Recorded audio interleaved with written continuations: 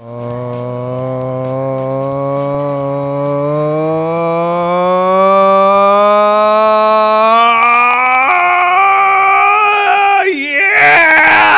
You're here at Wonderville on a Thursday night for WordHack. Make some noise with your hands and faces! Oh, what is up, everybody? It is so good to be back. It has been... how do you do math on months? It's been 3 months since our last WordHack. Really sorry to have missed you last month. Sorry about that last minute cancellation. Oh man, a summer without that many WordHacks, a tragedy. I guess did we avoid? No, yeah. Oh yeah, fall is starting today. I think our June show was before the start of summer. So a WordHack free summer, a tragedy.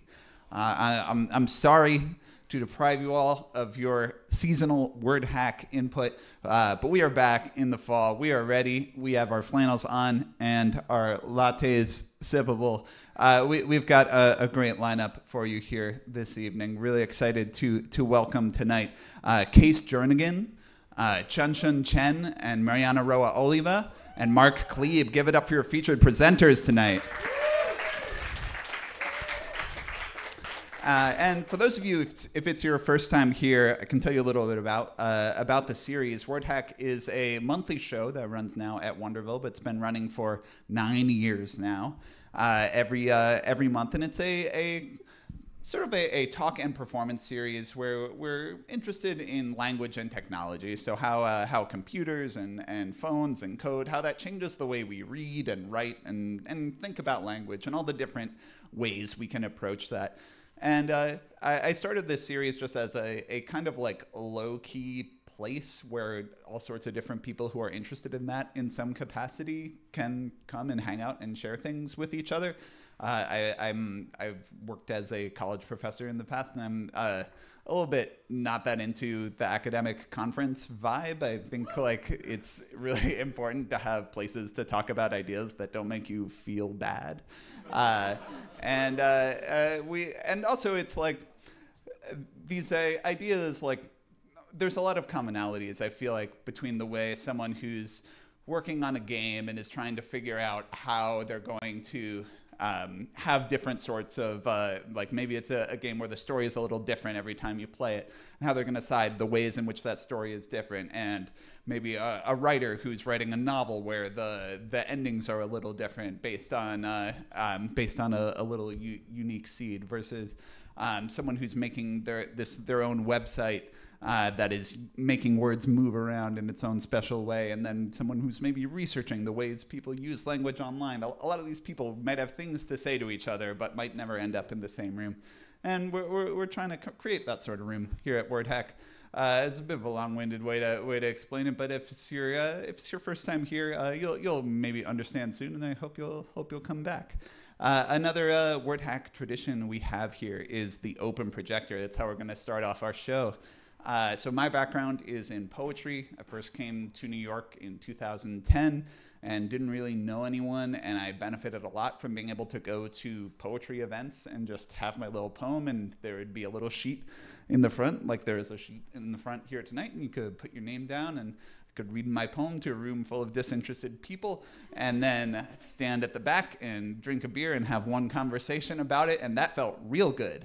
Because sometimes one conversation can grow into another second conversation the following year, and then after 3 years or so, you got a stew cooking. You might have an acquaintance in the mix.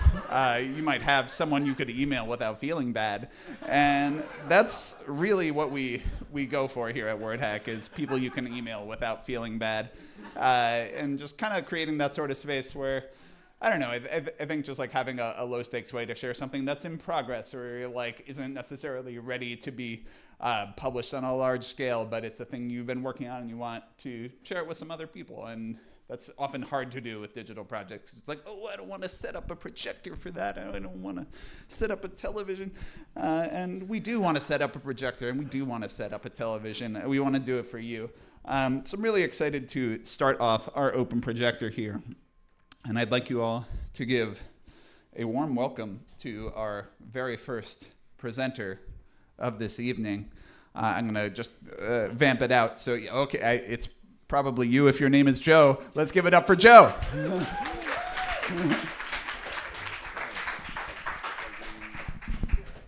Yeah. And do you have sound? No sound. So slightly different stand configuration. Let me see how I can.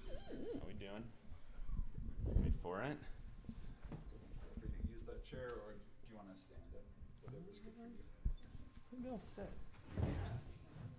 Whoa. Okay. Well, that's a lot. Yeah, Let's. welcome to the cave. Thank you. Let's resize things so they fit. Wow, it's a bunch of stuff. Hi, everybody. My name's Joe. Thank you for giving me a chance to talk and show you something I worked on. So we're going to do a little bit of time travel. This is a project I was really excited to talk about back in 2020, but then you might remember some things happened. We don't need to talk about that. But so we're going to time travel. This project started in 2019. You might remember there was a primary going on. It was very contentious. Some people wanted Elizabeth Warren to be president. Some people wanted Bernie. Some people wanted to be Grandpa to be president. Grandpa won. And as I was volunteering for the Warren campaign, and what we built with a collaborator is something called the Warren Plan Bot. It's a little bot that lived on Reddit. You could ask it questions like, what's her plan for ending private prisons? And the Warren Plan Bot would spit out a plan, a little summary from the campaign, what was on their website, a link to the plan. This was all very fun at the time, felt modern. We used something called TF-IDF and LSA for those who NLP folks, and basically you'd say we'd transform into a topic space both the question being asked and beforehand all the different plans, and so it'd be like, oh, what's her plan for climate change? Well, it's very close, to the tackle climate crisis plan. So let's show that. And that's how it ended up working. What's her, show me Warren's position on trade? We'd show the trade plan. Of course, sometimes people ask things that we didn't have an answer for. This, I think, was my favorite. I think this is one of the top posts.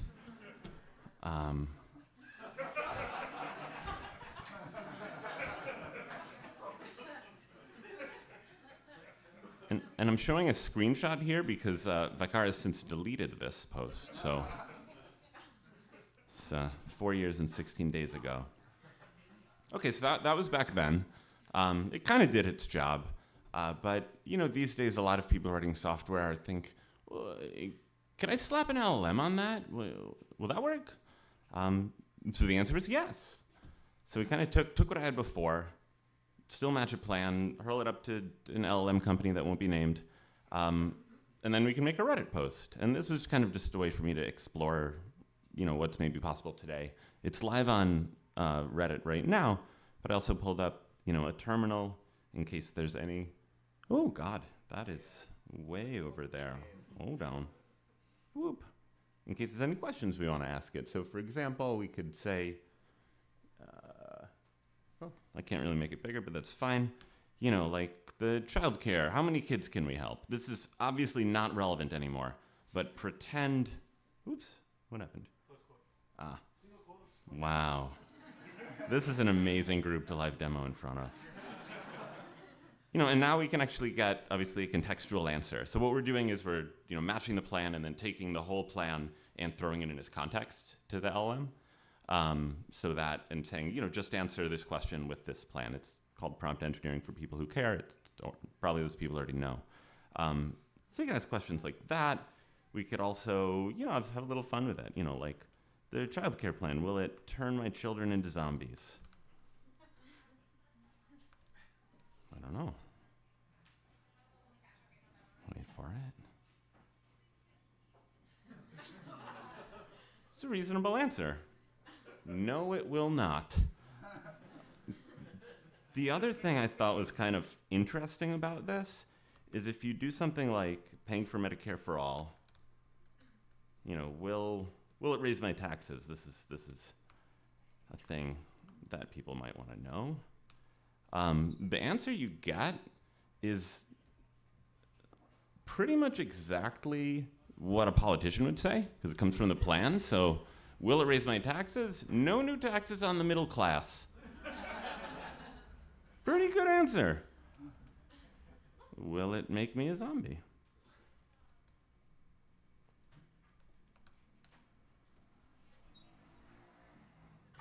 Good. API error. Yes. All right. Yeah. Is there anything anyone would like to ask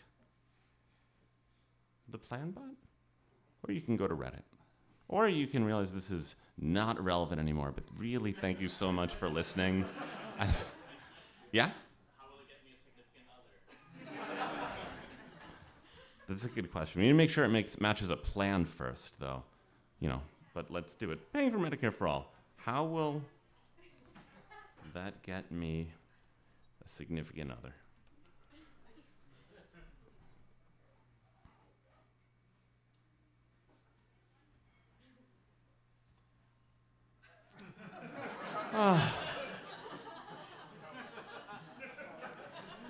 That's a pretty good answer. All right, I like that. Right? I'm sold. I think we need healthcare.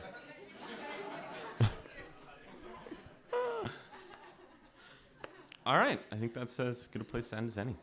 Thank you so much. Whoop. And then I think Yeah. And thanks you're for next. And can I have audio on that? Same computer. Great. Let me introduce you real quick.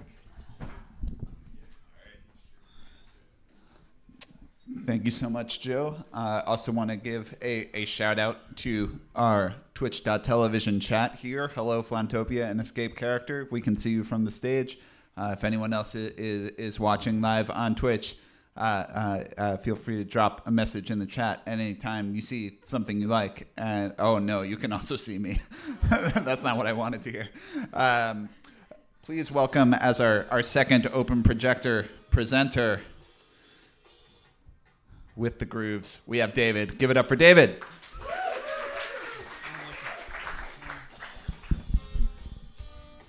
Cool. So, hi. You're seeing. Oh, that's not a word. Come on. All right. You're taking a look at surf words. So the story briefly is that I made a game that got popular, and I thought maybe I could make more games. So I made Semantle. And after making Semantle, I thought, and selling it, I thought, forget this job thing. I'm just going to make more games. So I made surf words, and the idea is it's a cross between Super Hexagon and a word game. So your only choice here is, do I choose the left letter or the right letter? And I'm trying to make a word. I'm going to make silk here. This is nearly impossible to do even when you're not talking. Talking is just like, no. Right. I could have gone for inadmissible. The you could have gone for is actually my favorite part because it tries to, if you go down sort of a normal path and you're making like a normal word, it tries to find you a word you know. But sometimes you can get it to go down a weird path and it says, well, we thought you were going for some normal word, but actually you're going for, some word you've never heard of. So mug, this is going to be a word. We got this. All right, let's see here. And like Tetris, it gets a little faster as you go. I was going for victims. Oh, Victor. Victory? We'll take victory. All right. Yes. This is, Mister. I actually like this with the yelling. This is good.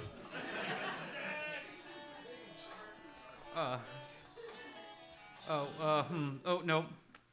All right, so yeah, anyway. Well, unfortunately, we've run out of demo on this, but it is available on the App Store, or if you prefer, you can do it on, you can get it on itch or Steam. I think it's on, yeah, it's on Steam. And I'm really happy with it, but it hasn't quite gotten the traction I wanted. But I wanted to show it off anyway because I'm happy with it.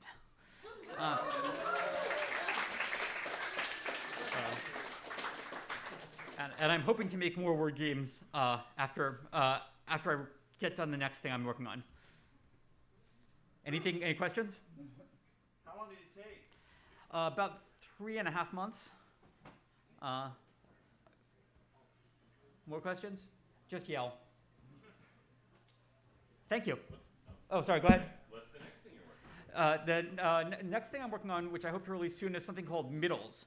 So, and I don't have a demo for this because I just started coding it today. So the idea is, imagine that you have the letters A, W, Y, and you have them in that order with no gaps in between them. A, W, Y, right? So what word is that a part of? And the answer is that there's only like one word or one family of words, I guess I should say, that it's a part of. And by guessing letters, you can try and figure out, oh, it's part of lawyer, right? And sometimes this seems like maybe it's a reasonable game, sort of like the Daily Wordle, except with a little bit of a twist to it. And I say there's only one word. There's only one word in your sort of normal word list. Surfwords actually has 4 separate word lists that I had to create. Right? There's the words we expect you to know, the words that you might know but we don't expect you to know, the words that we might know but we're never going to make you know, make you use. Right? Like no, we're never going to make you say shit. Right? Because we think, oh, you don't want to type that. But if you type it, we don't want to say that's not a word. Right? And then there's the absolutely banned words, the like racial slurs and stuff, which we're just like, forget it. We don't consider those words. So 4 word lists. So anyway, this is going to be the AWI's only has 1 in the words we expect you to know list from someone's database of word prevalence plus some manual hacking because they stemmed it. Why can't it be a way or a rhyme? Because you have a space in between the W and the Y. So these are letters in this order with no gaps. Right. Yeah. The example that someone else came up with that I discovered later was something someone else had built an unrelated word game around was GC for dog catcher. And you're thinking, well, okay, so maybe I can think of some other words like lingcod. Has anyone ever heard of a lingcod? I had never heard of a lingcod either. But apparently it's a thing. Anyway, so when I count words that I expect you to know dog catcher, but I don't expect you to know lingcod. That's why I have that line. Whoa, thanks.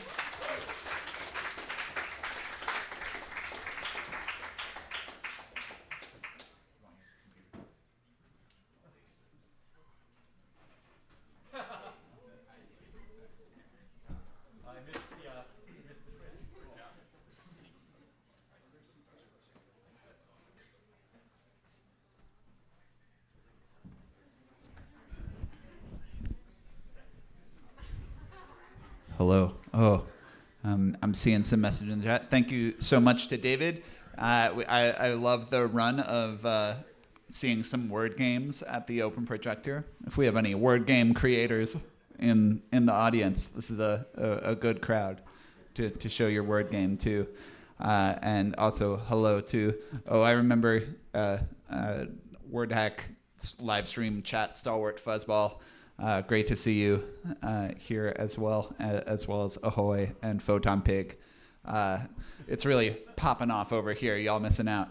That's the end of our Open Projector. Let's give it up for our Open Projector presenters.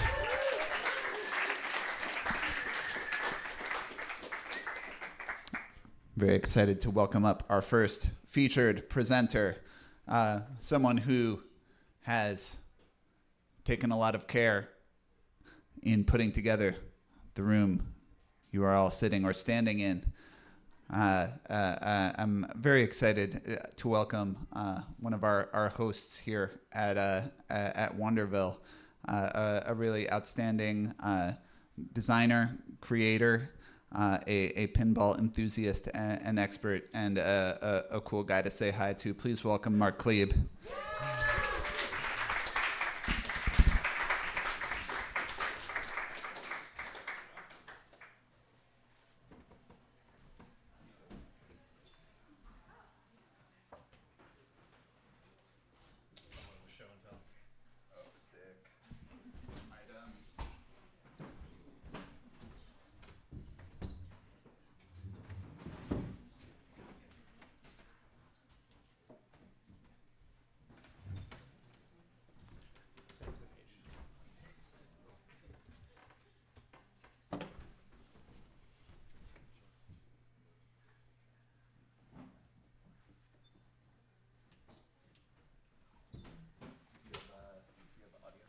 Yes, I'm in.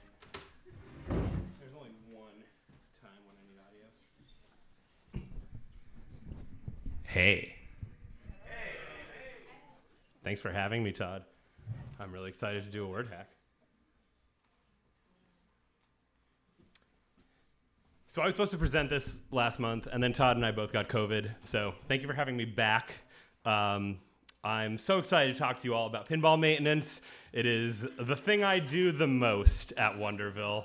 And so after this talk, I'm going to open up the pinball machine, and if y'all want to take a look at it, I also have a lot of previous iterations of things I've worked on. So yeah, this will be a little bit of an interactive show. So yeah, welcome everybody. My presentation is Zen and the Art of Pinball Maintenance. Epilepsy warning, there are a few slides with strobe effect, so just want to throw that out there before we start. Like every good story, this one starts in Asbury Park, New Jersey. Except not at this place, although I do like the name. This starts at the Silver Ball Retro Arcade. Has anyone been here? Yeah, great spot. It's on the boardwalk. And since this is a WordHack, I wanted to think about ways that pinball machines communicate with us. And so if you've ever gone to Asbury Park, they have a great collection of machines dating back to the 1950s. And it seems like when pinball first came around, the language of pinball it had a kind of a range, but it's kind of started with sports. And so, yeah, Grand Slam, World Soccer. There's a bank-a-ball, which is kind of stretched off on the side there. And then construction, mysticism, Martians, and then lately, big-budget films, big-budget TV, and of course, rock and roll. And as I was playing some of the rock and roll pinball machines, I kind of had the idea, this was back in my 20s when I was living at a place called Death by Audio, that there was a band I was living with called A Place to Bury Strangers, and I thought if anyone should have a pinball machine, it was this band, whose stage show consisted of strobe lights, lasers, like 5 projectors and fog machines. It was kind of a sensory overload. So to backtrack a little bit, before we talk about A Place to Bury Strangers, I just want to talk briefly about a place called Death by Audio. So this is Oliver Ackerman. He is both the singer of A Place to Bury Strangers and the founder of Death by Audio Guitar Pedals. And from 2004 to 2014, there was a warehouse in Williamsburg where they not only manufactured guitar pedals, but there was also a small all-ages venue there that hosted bands every single night. And there was also a loft space in the back where 13 people lived, and there was a screen printing studio and a practice space and wood shop and all of that kind of thing. And I moved in there in 2009 when I first came to New York and didn't have a job.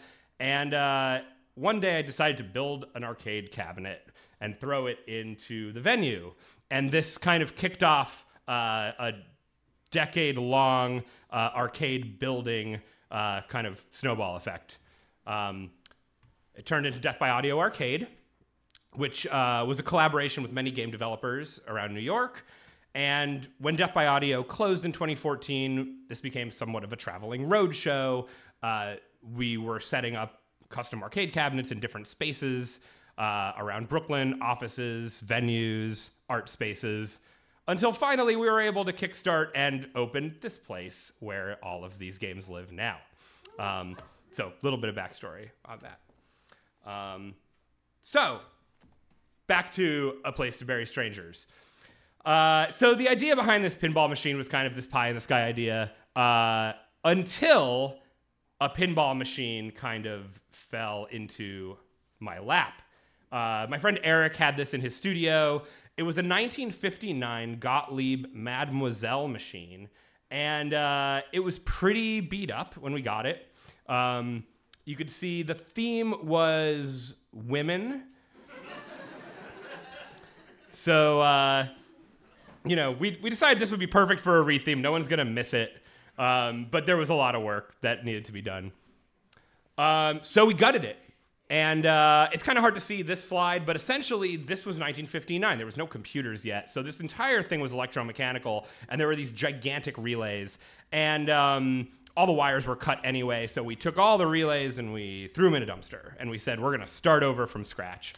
And the artwork was beautiful, but we decided to start over with a retheme.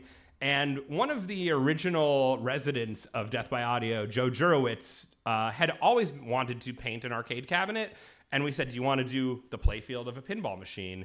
And so we took everything off and we gave it to him. And he did this really awesome Death by Audio theme. All those inserts that were kind of circusy numbers, we took iconography from the guitar pedals and laser etched them. So these are all kind of from Death by Audio guitar pedals. And they're like little clear acrylic inserts for the lights to show through.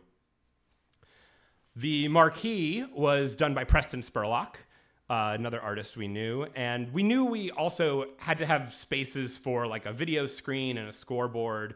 And so Preston did this awesome design for A Place to Bury Strangers, leaving us the space to put all of the other hardware into it.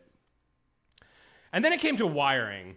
And remember, we threw away everything that was in this. So we were kind of starting from scratch. These things are magnetic coils. They're called solenoids. But remember, they're from 1959. So we thought it was a good idea to just replace them all off the bat and kind of do the wiring from scratch. And then we had to figure out how to design a circuit to do this. So those of you who are pinball aficionados may be aware of Pinside, which is this forum that I kind of lived on for a year. And they said, oh, if you want to use something like a Teensy or an Arduino, this is a circuit you could use. So made a custom circuit board. These are MOSFETs, which are kind of like high current transistors. And I was like, sure, these will work. And then eventually I realized that they were, the copper traces were just melting because it was too much power. And I kind of jumped them with really beefy wires until I realized this was probably not a long-term solution.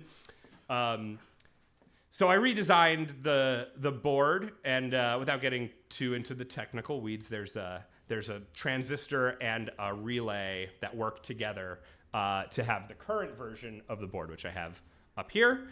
And instead of making this myself, I sent away for it because it was going to be more reliable that way. And so I have 3 copies of this control board. This controls the flippers and all of the bumpers in the pinball machine. Funny story, actually, a relay short-circuited about 2 weeks ago, and I ordered relays, and they arrived today at 4 o'clock. And I was like, can I get the pinball machine working before this talk? And yes, I did. I got it working. So you can all play it tonight. So there's a lot more going on than just that board. This is what it looked like in 2016. All of these circuit boards were like custom made. And then this is what it looks like today. All these purple boards were sent away for. We learned a lot about things burning out and current.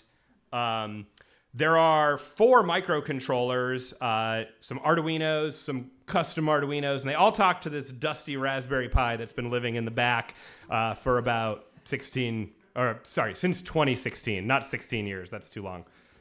And so basically, I'll show you the software in a little bit, but Dustin Long wrote a Python script that basically has the Raspberry Pi talking to all of these different controllers to handle scoring and points and everything like that. One of these controls these are 120 volt like wall outlet relays. So the strobe lights, the fog machine, the lasers, everything that plugs into the wall can be controlled with this row of relays. And in the back of the machine, they all just plug into those. Andy Wallace, who's here in the back, helped with the software. So as with any game, there's game design that goes into a pinball machine. And Andy basically took the whole layout of the playfield and put it into a processing sketch and then used a mouse as the ball to kind of like simulate what it would be like for someone playing this. I love this video because it's like, you know, this didn't need to happen, but I'm so glad that this happened. So there's some games in the pinball machine. Like if you light up the top 5 bumpers, the strobe lights go off. If you can hit the target in the middle 3 times, the fog machine goes off. The laser goes off every 500 points. So, you know, there's incentive for people to do certain things. And this is kind of what most pinball machines are like. It's like they have an objective and you complete the objective and you get rewarded, though it's usually not getting blasted with fog in the face. This is what it looks like if you plugged a screen into the Raspberry Pi. This is sort of the Raspberry Pi communicating with all of the different things, and you could see like all of these comments turning on relays, turning off relays, connecting to different things, loading music. There's, I think, 6 A Place to Bury Strangers songs that load up when this boots up. So it cycles through those songs. And there's a little media player, totally independent of everything else, that just cycles through music videos for the band. And so the finishing touches, instead of putting the circus bumpers back on, we just laser etched some, EE iconography onto the bumpers. You could see different tubes and transformers and transistors and things. And it launched in 2016, A Place to Bury Strangers Pinball. And we brought it to Le Poisson Rouge for Enorbita Festival. So this is kind of the first time that it was in public at A Place to Bury Strangers concert. Oh, that didn't work. Let's see if we can play it again.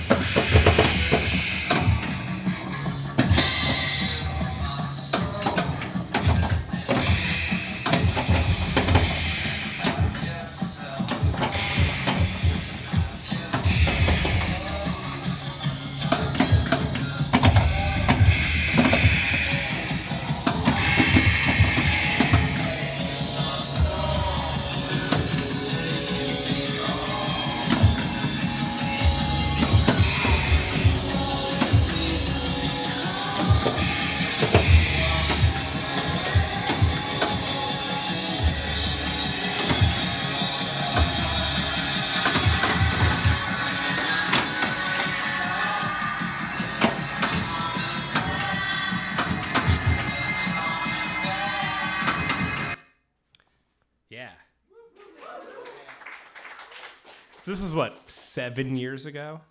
And so, we launched Wonderville in 2019. There was a couple years that don't count after that. And then, you have a pinball machine that's free to play in a venue that's open every night. And there's problems.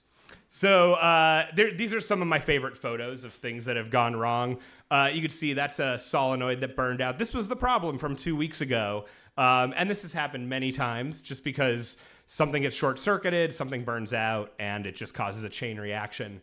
This is a flipper with a big chunk taken out of the bottom. I'm not really sure why that's happening, but I'm just buying replacement flippers to fix that here and there.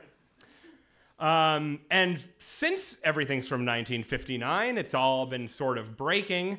So with the help of Steve Folletti, who is really good at modeling 3D parts, we've started manufacturing the plastic parts that go on the playfield, like the bumpers. So this has been really helpful because I don't have to order from some garage in Wisconsin who has parts from 1959. And so, pretty much this is every day I'm at Wonderville, there's probably something going on with the pinball machine, but I love working on it. And there's a large team of people that worked on both the electronics and the software and the art on this, as well as venues that have hosted it. And everyone who writes down pinball issues on the dry erase board, thank you. You help me to know what to fix. So, thank you all for coming and playing pinball. Questions?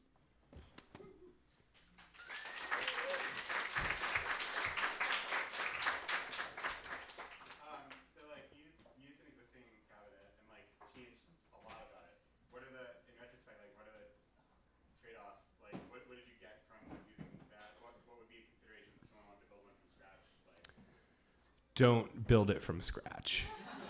I would say, there was another indie pinball machine that was in here when we first opened called Mirror Ball, and he kind of just rethemed a 1970s machine and didn't really touch the electronics. And that might be, if I had to do it again, maybe the route I would go, because a lot of the problems that I'm having are with the custom circuitry.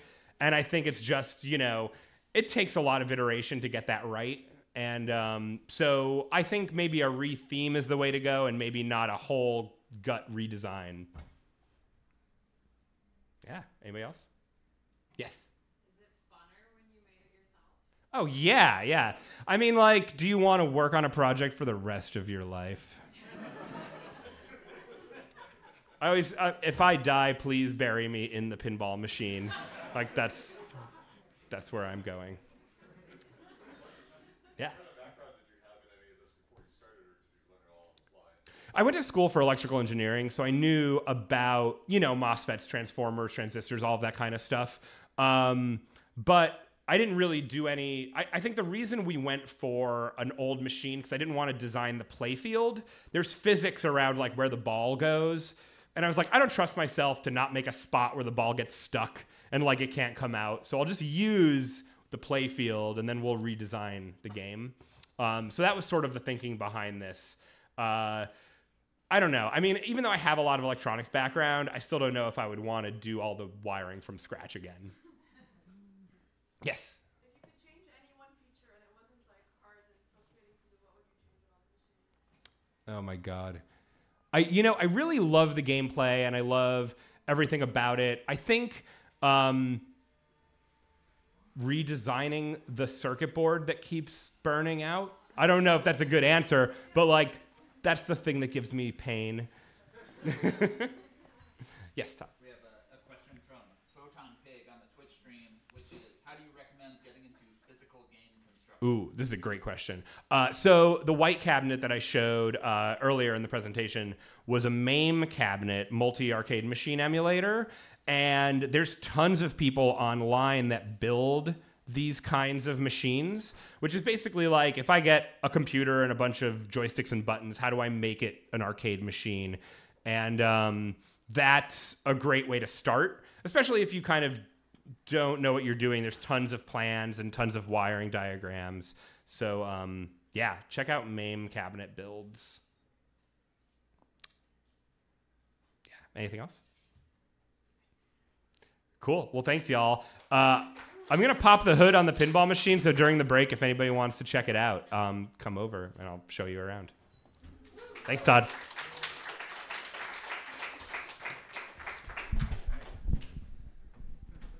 And as Mark mentioned, we have arrived at the break, a perfect time to look at the inside of a pinball machine, play an arcade game, get a drink, go to the bathroom, and then return 10 minutes later, because we still will be hearing from Qianxun Chen, Mariana Oliva, and Jernigan. Don't go far. See you soon.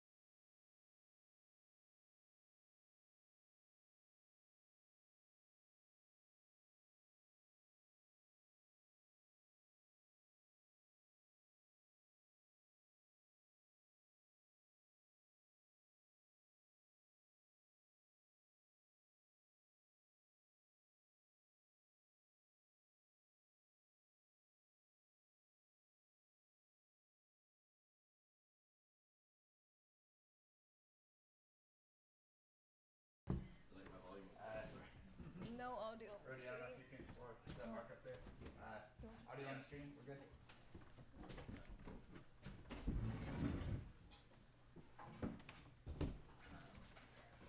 Realize we only have one mic for you. That's okay. That's okay. Do you want? No, we No, just, it's fine. yeah. I might be in the middle of. Maybe I can move a little. Yeah. No, I think you should just come over. I think we don't have so much. 'Cause there's the mic. Well, I'll just be small. Like this. Again. So, okay, but the mic is here. Hi, everyone. Okay, so the audio resumes up there. Okay, great. So, hi, everyone. It's really amazing to see such a full house here. So, the project we will be sharing today is this book, like a physical project. Finally, after all these digital iterations, which is published by Counterpath this April, Seedlings Walk in Time. This is a collaboration between me and Mariana, as well as some algorithm that I developed. And to get know what the seedlings are, we need to go a little back in time and to the starting point, the digital seedlings. So the first seedling sprouted in the spring of 2018. It was born out of a very simple idea. What would happen if you could grow a word? I wanted to design a digital system that uses algorithm or like existing tools, methods that exist in natural language processing to create some new textual ways of beings. Something that grows by itself and follows a series of algorithms that allow new connections between words to be established. So a seedling most of the time consists of a seed word, which are the vertical ones you can see along these dashes. So these are the starting point where the words start to wander. And a domain word where the one that is you see lies horizontally under the horizontal lines. They're the ones that constrain the wandering within certain topics and domains so that the wander doesn't go too crazy over the place. And it grows based on pre-coded generated rules that are bounded under the names of plants, such as ivy, pine, bamboo, ginkgo, willow, and dandelion. The names inspire both the visual and correlate to how the words are associated with each other within each seedling. And for the technical details, so I used like an API called the Dynamuse API, which is a word finding engine. It's really amazing, highly recommend.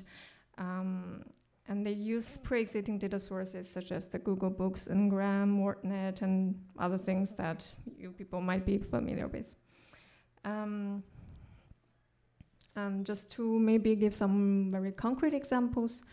So here we see like that one that is like one of the starting point. It's just like a plant, doesn't have any special name, but it has this like, it starts with like adjective non-combo. So it's kind of start with the word soft and it goes to the most common noun that is described by the word soft. It's an adjective.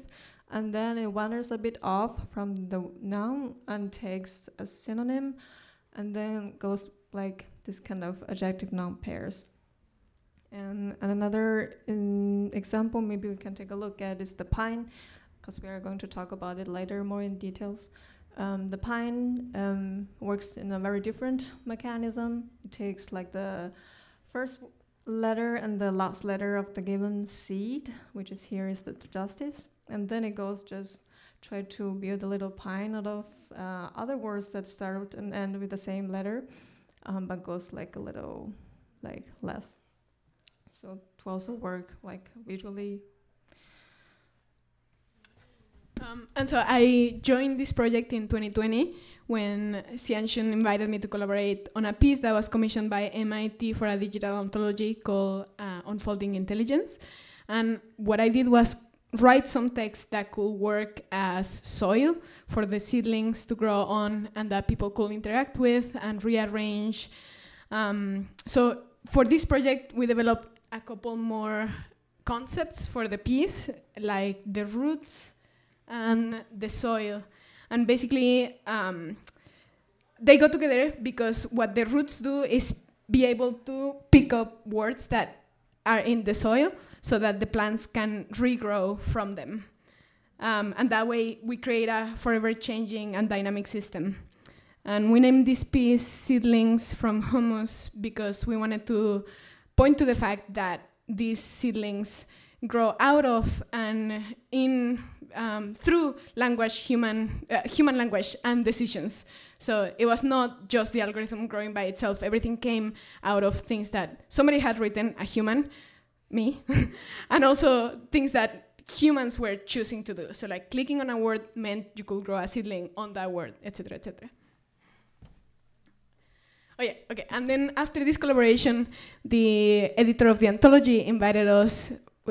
So he asked us if we wanted to turn this project into a physical book, which was a really exciting proposition, but also very daunting, because the seedlings are digital beings by nature. They were created so that you could see how they grew through the animation, and also they had a very digital-based timing.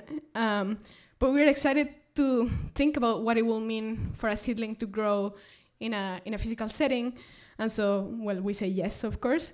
And then we started thinking about, okay, so how can we make a book that is enjoyable in itself so that readers don't have to know the digital background in order to understand how the seedlings operate, and also so that it's not only about the timing of the browser doesn't work anymore, but what are the advantages of a book? What's the timing of a book? How can we use the rhythm of the pages, and how can we use holding of a book as the features that the seedlings grow through?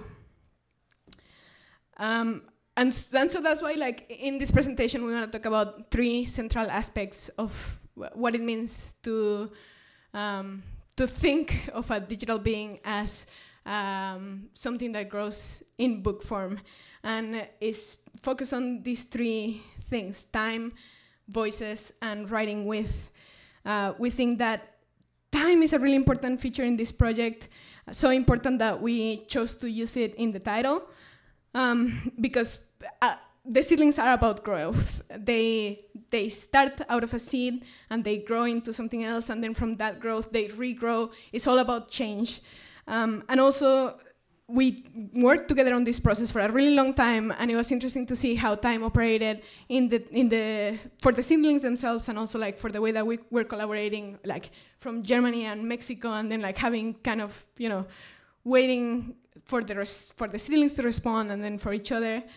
And also, we were thinking about how time is experienced differently on a digital project versus on the page. Normally, people who interact with a digital project, they engage maybe a few minutes tops on the piece, whereas for a book, readers might be more willing to commit for a longer time with the piece. And so we were trying to think about how to take advantage of that. And what we did was to use that longer time span to think about how to explore longer narratives that we were not so willing to explore on the digital piece. The digital piece was basically a poem that you could interact with and then see all at once. And then in the book, we started writing short stories. Yeah. So the book, because we have so many pages, we have 7 chapters. Some with a stronger narrative, some less, some featuring a particular plant, and some other ones featuring what the plants do. And as you will see later, some we're going to show some of the stories in the book, and there are different voices in these chapters. So not only do we hear from the seedlings, and we also hear from the scientists who cultivated them in the greenhouse. But also from someone who happened to adopt a sun pine from the sidewalk. And there's Mariana, who is the human writer behind all this. She wrote about it in the preface. But writing for the seedlings quickly became writing with them. So during the writing and the editing progress, we gradually give less initial input and try to see what the seedlings grow and what words we can get from them, and use that as kind of the nutrition and the inspiration for our creation of the storylines. And we really think that it was an amazing experience to have this book creation process, and some of the content we would never really create them if we didn't plan this for a book. Yeah, so in the first chapter of the book, we let the seedlings to greet the readers. Hey. Hey, hello. Hello, hey. Hello, hey, say. Hello, say. Hello, hey, say, yay. Hooray, okay. Hello, hey, say, yay. Hooray, lay, nay, okay.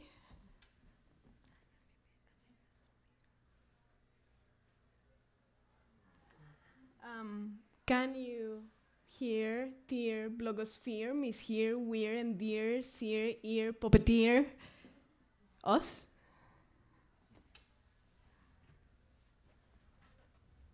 And we also try to imagine the prehistory of these seedlings.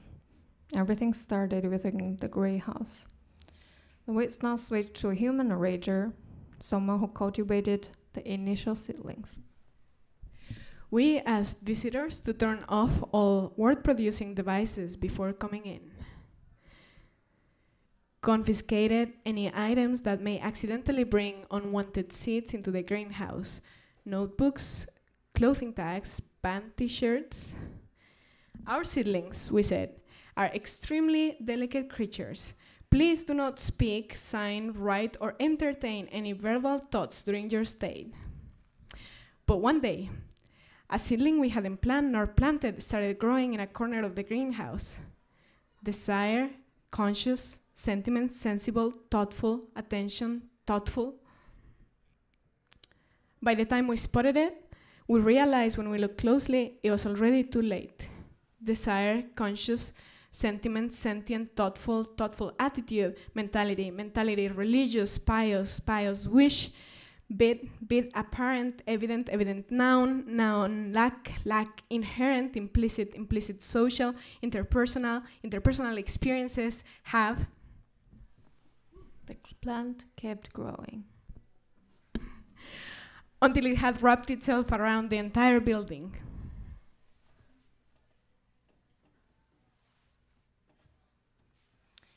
And when the seedlings left the greenhouse, each of them had different encounters.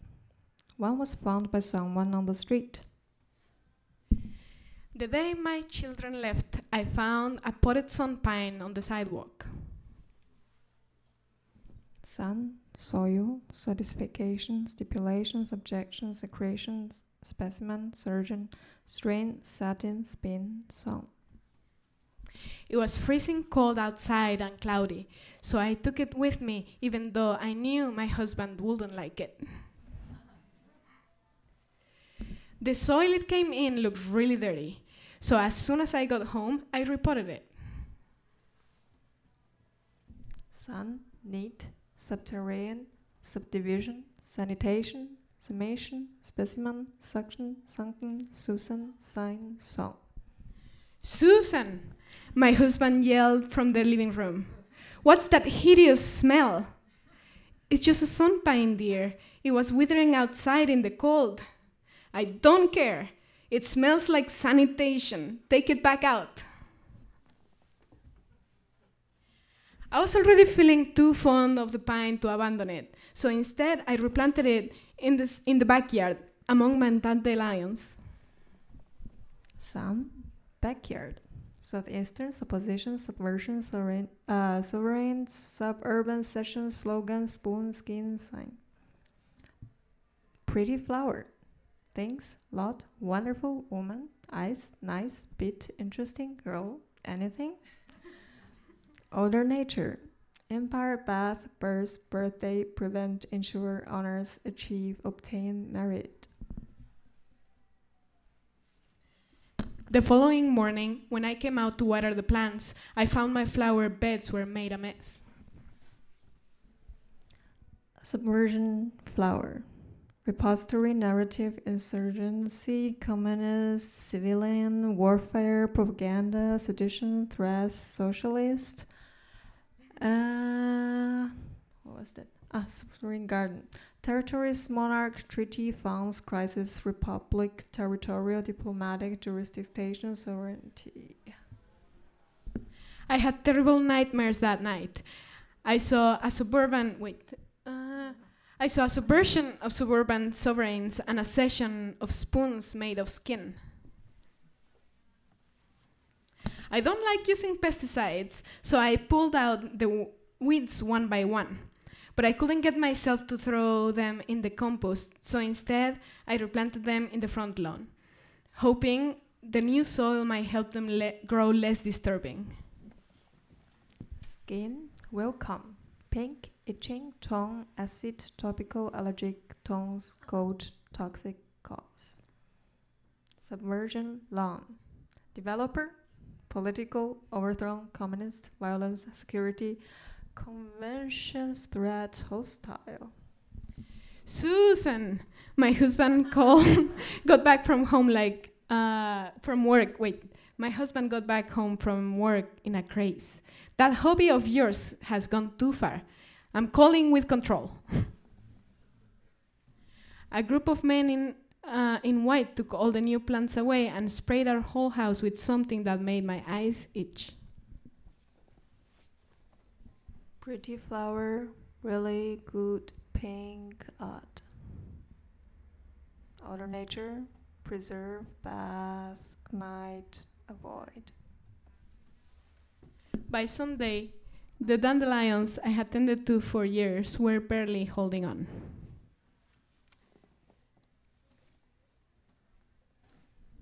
And well, that one is still continuing, but to know the ending of the story, please check out the book. And then there are some other seedlings. They didn't land in a garden, but formed a forest out there in the wild, where a very different story review in the clearings. It is about things that grow, have their own rhythm, things that grow have no owners. And the story itself, when you look closely enough, are harvested and reconstructed from the bamboos.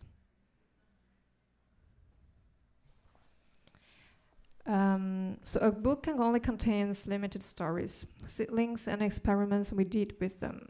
The seedlings may appear autonomous, but they are ultimately a reflection of ourselves sampled by algorithm and from huge amount of data.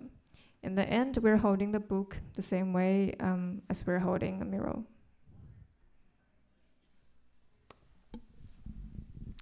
There's grief in books, but there are beginnings. Book beginnings, 8 book, 1/8, only 8s, alone time, clock day, daylight.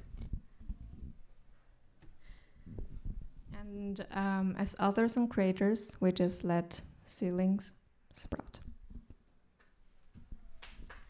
Thank you.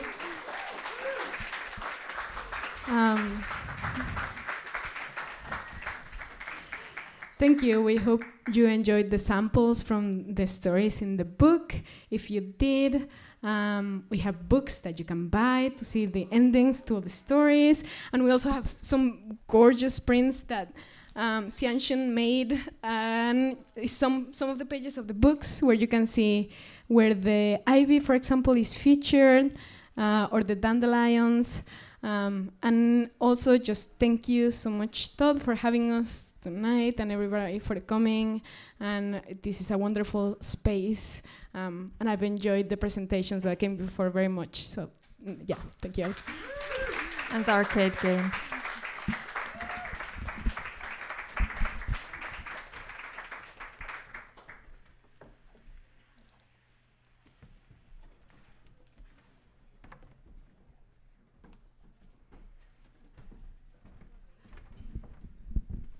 Let's give it up one more time for Qianxun Chen and Mariana Oliva. That was some really, really beautiful work, and kind of, I don't know, it always makes me really happy to have WordHack as a place where like launching a book like this makes complete and total sense. And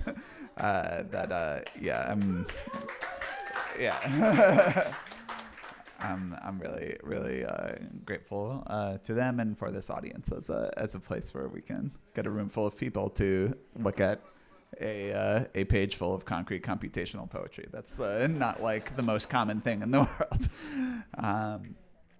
So we've arrived at our last presenter, and I'm really excited to welcome and to introduce those of you who don't know to Case Jernigan. Case Jernigan is a tremendous filmmaker and animator, and someone I've been collaborating with for a long time. We've been working on a game called Bub together, which is the biggest and longest project I've ever done. I just really can't say enough about how grateful I am to Case as a collaborator. As like, I don't know, I'm someone, and maybe some of you can relate, that like over time it's easier to like focus more on the parts of your identity that make money than the parts that feel most true to you or that are more individually satisfying. And as someone whose background is in poetry, I made peace pretty early on with like that not being like how I'd make my bread or any of that. But as you get ground down, it can be hard to like stay true to that and really like think like this is who I am and how I focus my lens through the world. And just like being able to talk with Case consistently, who's someone who just, his creativity and his artwork really just infuses the way he lives his life and how he approaches every second of the day, is just really energizing to be around for me, and has really helped me focus on the parts of myself that I like. And so I'm just really excited to have Case present for you all, and just get a sense of the way he looks at and sees the world. I think it's very special. Please give a warm welcome to Case Jernigan.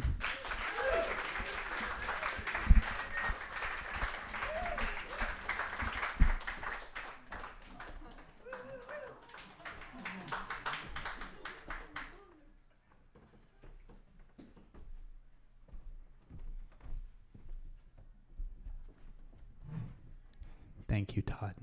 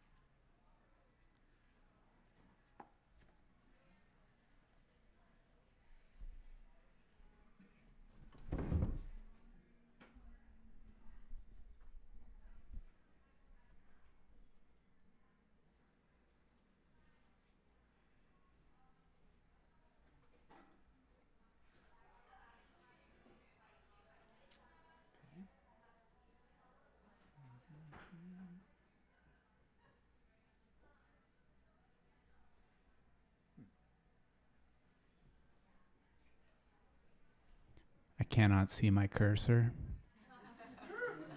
It's deeply alarming. Cursor, where are you? I am expanded. I see it. It's not. Maybe my hands are too cold. Huh. Let's close it and open it again. Come on, computer.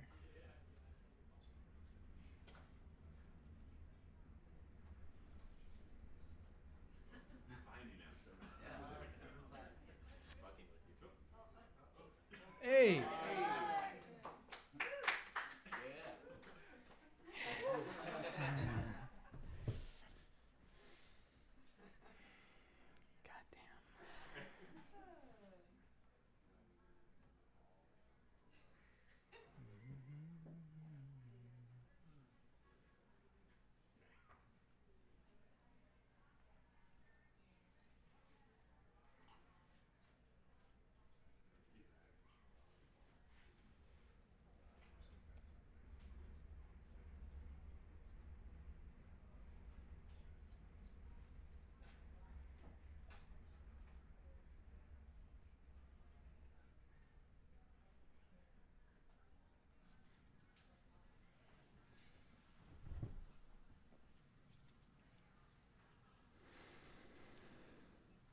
So what'd you get?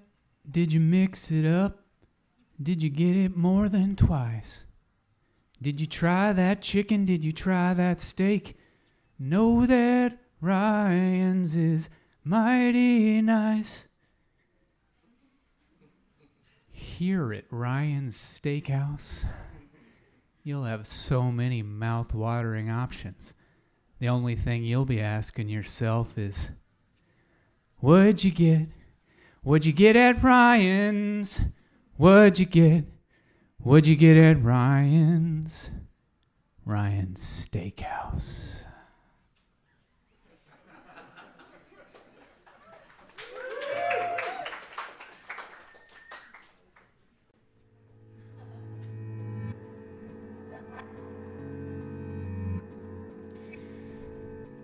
I've been thinking about this river in the underworld, the one that makes you forget everything.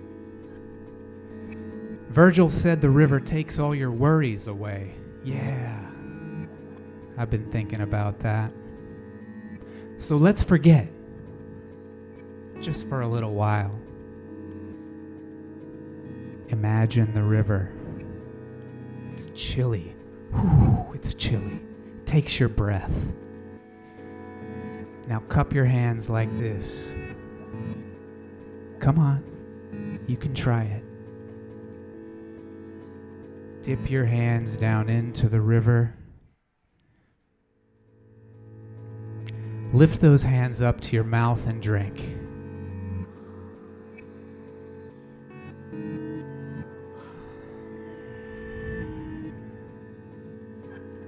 Nothing to do now but wait.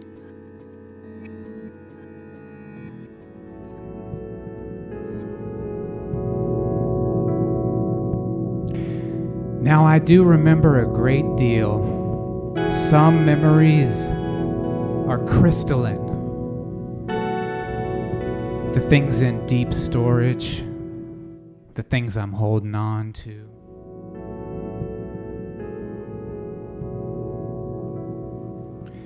I remember hurricanes that sent us packing to my grandparents' house upstate for a week at a time. Every news channel fixed on the old seawall where waves crashed up like Fantasia. Then we'd come home to the wreckage. And we were lucky. Our house was still standing and we were all together. My mom, my dad, my brother. That was the important thing. The floodwater noise as it sucked back into the ocean. Now I'm afraid of water. I remember that. But I'm having trouble piecing together names and places. Time's bent and gone crooked. I've got blank spots. I'm losing my fucking mind.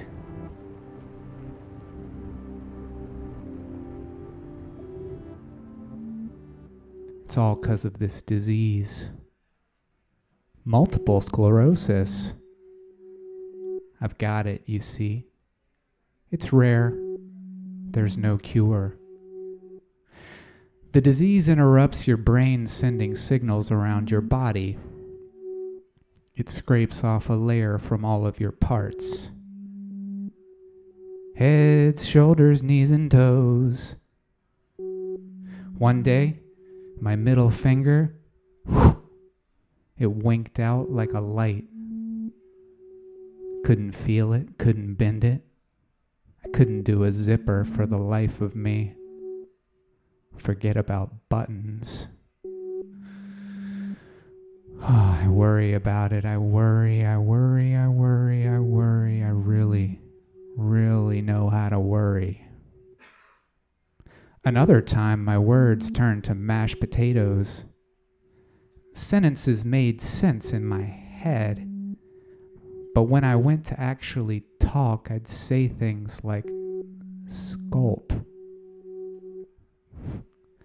Sculpt. Sculpt.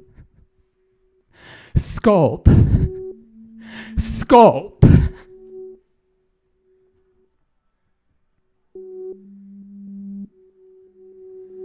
Sometimes I can't keep my balance and I need to hold on to things. I position myself on the periphery now.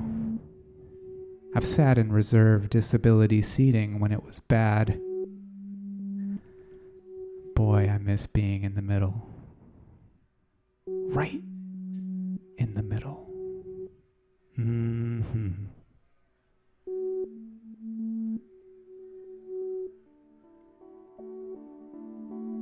Helps to talk about it. But I don't want you to feel sorry for me. And I don't want to feel sorry for myself. Because I'm a proactive person. I'm building workarounds in my mind. Structures and foundations to disrupt the flow of the river of forgetfulness. To go over it if I can or under. To withstand the pressure against my chest. Because I'm a builder now. I'm pouring concrete around the base of memories so they can't go anywhere. So they get lodged into the earth and covered in sand and silt and grass and roots and flags and scooters and post offices and fire hydrants until they become like ancient Etruscan tombs filled with memories and sensations kept cool and safe underground in the dark. The river can do its worst. Do your worst. I don't mean that.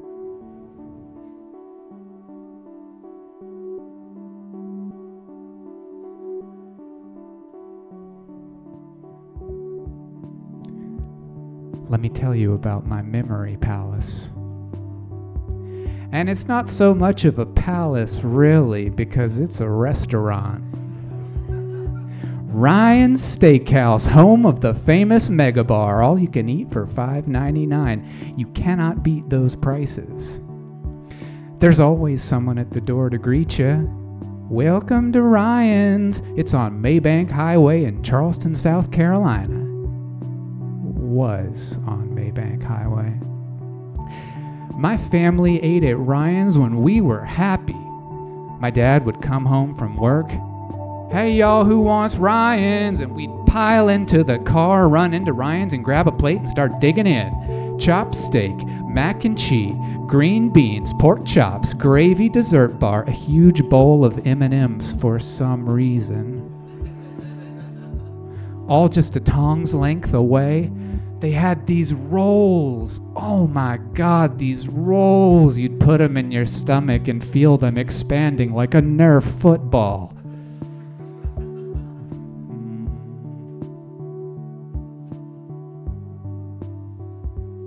But we also ate at Ryan's when we were very, very sad. My parents thought food could function as love. And it would for just a little while, until we got back in the car to go home, leaving the bright lights of Ryan's and the Mega Bar behind. That's when everyone would get quiet, just digesting. Digesting.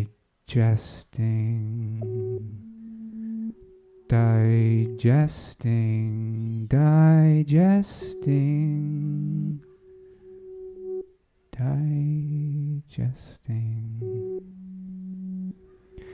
And we'd get back to the house and it would be very dark.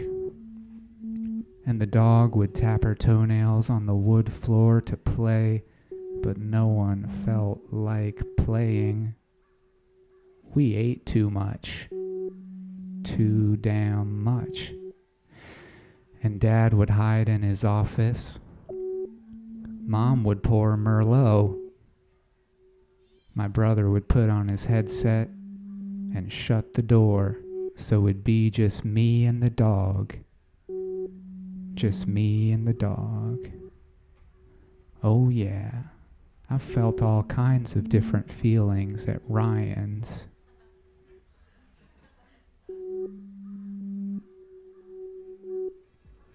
One time at Ryan's, I was walking toward my family's table with a heaping plate and a 32-ouncer of Dr. Pepper.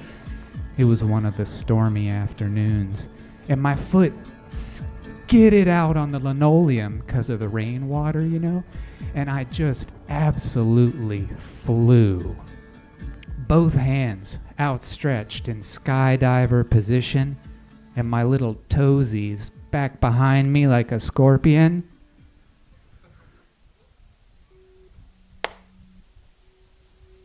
I hit the ground hard.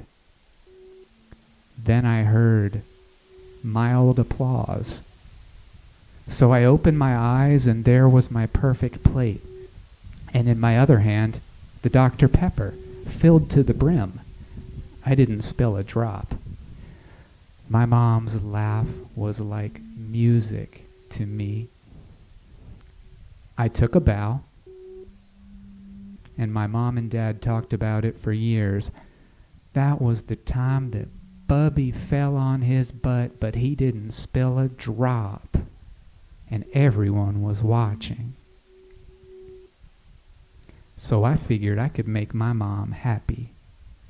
I figured I could make us all happy if I tried hard enough. That's all it came down to, trying hard enough. So I became the center of attention and I performed around the house. I used voices, made prank calls, and I wore homemade outfits and capes. I smiled and smiled and smiled, and then I'd get a little overwhelmed. It's a lot of pressure to perform all the time, and especially with your own family. So eventually I'd run out of steam, and my mom would say I was being a little bit morose.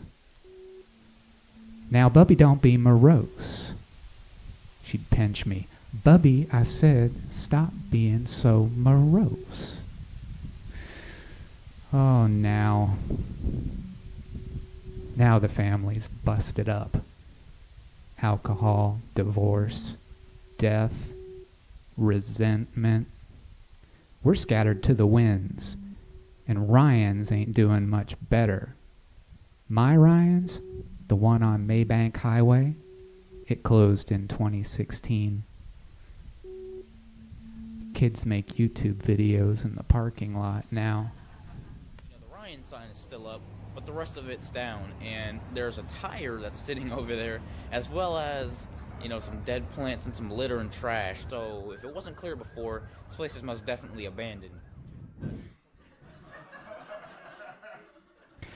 I can't bear to lose anything else. Even the hard memories. So I have an idea. I don't know if this will work, but would you be willing to help me pour some concrete? Okay. That's great. That's good news. You see, I have Ryan's framed beautifully in my mind. The carpet is bright, the staff are smiling, the mega bar is packed, metal trays lined up, steaming, but instead of food, they're piled with memories. Little slices of adolescence laid on top of each other under the heat lamps. There's a storm brewing outside. but nobody cares, 'cause being inside Ryan's is just like gathering round the hearth. Now the problem is that the people populating the Ryans in my mind are a bit shapeless, like those computer-generated people in an architectural rendering. So maybe you could help me populate the Ryans in my mind? Is that too much to ask? Okay, good. Again, that's all. This is very good. Okay, let me take you all in.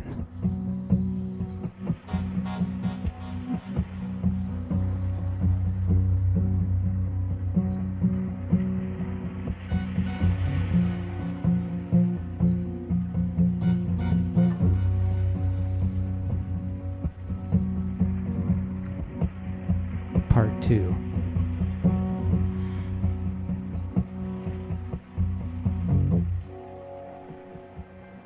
Justin, what's your favorite food? Okay, that's great because Ryan's has that on the Mega Bar. Todd, what's your favorite food?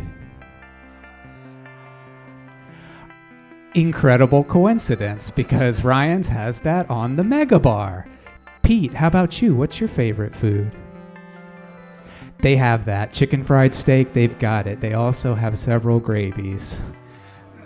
Someone in the back there, what's your favorite food?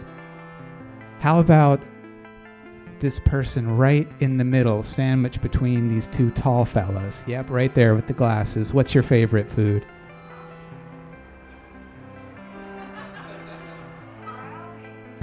They have brownies. Absolutely. Did I get your favorite food, though? They absolutely have mushroom cream sauce pasta on the Mega Bar. That's great news for all of us, really. Cassandra, what's your favorite food? They have sushi at the Mega Bar in my mind. They do, which is really great. Now, if you do me a little favor, as you might have heard earlier, that the catchphrase at Ryan's is, "What'd you get?" When I say, "What'd you get?" would you mind shouting out with some gusto your favorite food that's on the Mega Bar? 1, 2, 3, what'd you get? Yes, I see my city, and I see the restaurant. I see my family in detail, and I see all of you. I hear my mom's voice, and it's like music. What'd you get? Oh, music to my sweet little ears. And I'm sitting next to my friend Doug at Ryan's, and he does not understand why anyone would ever leave South Carolina, and I find that so endearing. I don't want to forget that. And I hear my dog's toenails tapping on the hardwood when we get home, and I'm so happy to see her again. And I don't want to forget. And I play Smash with my brother until 3 in the morning and drink Surge. And I don't want to forget that. Falcon Punch. And I hear the wind pick up and the palms lashing against the windows, but I do not worry. I see a film reel full of memories. There's the trembling edges of the river of forgetfulness in the parking lot. But it can't get us here. No, it can't get us here. There's a map in my head covered in fog of war, but Ryan's is lit up like a beacon. From Ryan's we can set out in any direction. All that's left to do now is to plant some flags in the map. So I'll gather materials. I'll gather my strength. Yes, I'll pack the nails and the wood, 'cause I'm gonna build on the banks of the river. What'd you get?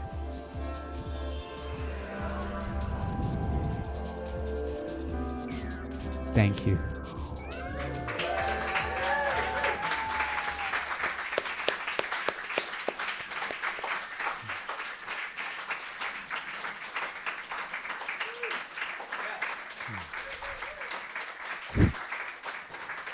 Thank you so much. I would like to say thank you very much to Todd, my partner in the game that we've been developing called Bub. Please go on Instagram and follow Bub Game. We need followers. Followers are currency, as you all know, and we are impoverished. And I'd also like to thank Adam Schatz. I wrote most of this music, but Adam Schatz is writing amazing music for the game. But he contributed a track to this performance. And also thank you to Z-Man for his YouTube footage of Ryan's. He makes some pretty stellar videos of him hanging out in the parking lot at Ryan's. That is all.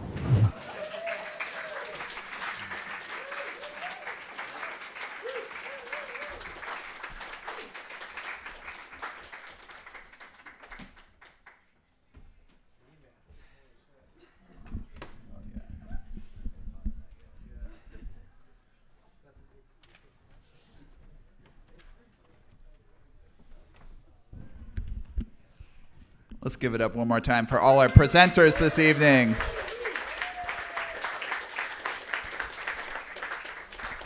Thank you so much to everyone. Before you go home, make sure you play or watch A Place to Bury Strangers, Pinball Machine from Mark's talk. There's also from Qianxun and Mariana, Seedlings, a book you can buy. And make sure you ask Case about his PvP Dark Souls build and maybe some of his animated short films and a video game called Bub, which maybe you could play at some point. My name's Todd Anderson. I've been your host this evening. Thank you so much for coming. WordHack is here at Wonderville every month. Wow. You could have this experience, but different again many times. We'll be back next month, October 19th, I want to say. We're going to have Sarah Rothberg and the whole team behind Dumpling.love. It's going to be so great. We'd love to see you back. And if you saw our open projector at the start of the show and are thinking, wow, I could plug in my laptop and talk about a thing for 3 to 5 minutes, you could and you should. So think about it, and maybe I'll see you next time. All right, that's all I have for a post show talking. But you don't have to go home. The bar will be open, and there's a backyard and a nice evening in front of us, and we can all continue to hang out. So let's start that part of the evening and stop this one. All right, thanks everybody.